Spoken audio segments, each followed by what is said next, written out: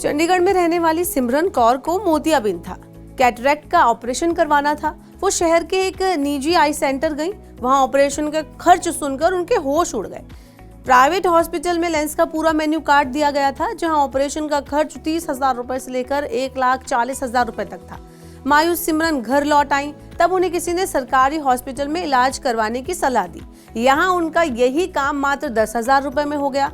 सिमरन bill देखकर काफी खुश थी और हैरान भी थी कि एक जैसे इलाज के लिए प्राइवेट और गवर्नमेंट इलाज के बीच में इतना डिफरेंस क्यों।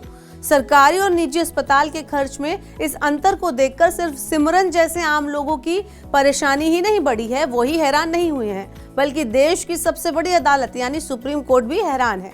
इसी डिफरेंस को लेकर फरवरी के अंतिम सप्ताह में सुप्रीम कोर्ट ने चिंता जाहिर की और केंद्र सरकार को 14 साल पुराने कानून को लागू करने में नाकाम रहने के लिए फटकार भी लगाई।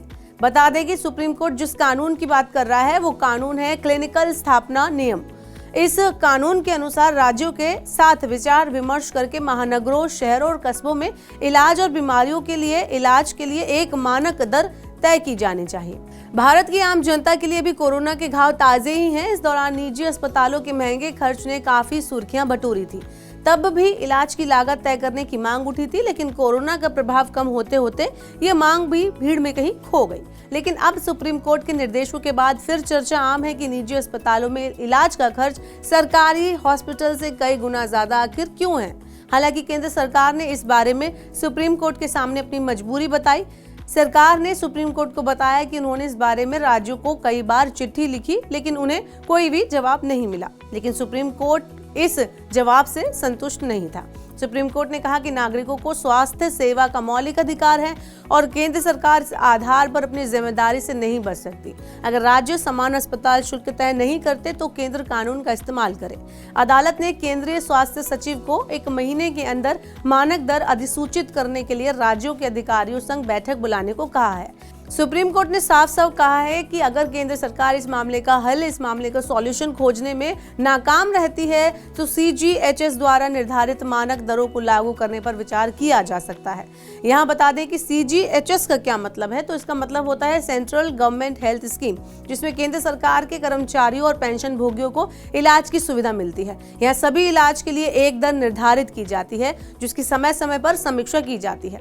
मौजूदा नियमों के तहत अभी अस्पतालों और चिकित्सा संस्थानों को अपना रजिस्ट्रेशन बनाए रखने के लिए प्रदान किए जाने वाली हर तरह की सेवा के लिए शुल्क और मरीजों के लाभ के लिए उपलब्ध सुविधाओं को प्रमुख स्थान पर स्थानीय भाषा के साथ साथ अंग्रेजी भाषा में जानकारी देनी होगी। केंद्र सरकार द्वारा समय समय पर राज्य सरकारों के परामर्श से निर्धारित और जारी दरों की सीमा के अंदर प्रत्येक प्रकार की प्रक्रिया और सेवाओं के लिए शुल्क लेना होगा। सुप्रीम कोर्ट में याचिकाकर्ता ने जस्टिस BR गवई और संदीप मेहता की पीठ को बताया कि केंद्र सरकार ने कोविड के दौरान मरीजों के इलाज के लिए मानक दरों को अधिसूचित करने में तत्परता दिखाई थी और अगर राज्य इलाज के लिए दरों की सीमा तय करने में सहयोग नहीं करते हैं तो केंद्र सरकार केंद्रीय कानूनों के तहत अपनी शक्तियों का इस्तेमाल करके विभिन्न प्रक्रियाओं के लिए जाने वाले शुल्क को एक तरफा अधिसूचित कर सकती है। तो इस तरह से अब देखना होगा कि आगे चलकर क्या होने वाला है, क्या इसके लिए एक मानक दर तय होगी या फिर केंद्र इस पर क्या अपना जवाब देती है। ऐसे और वीडियोस के लिए देखते रहिए मनी 9।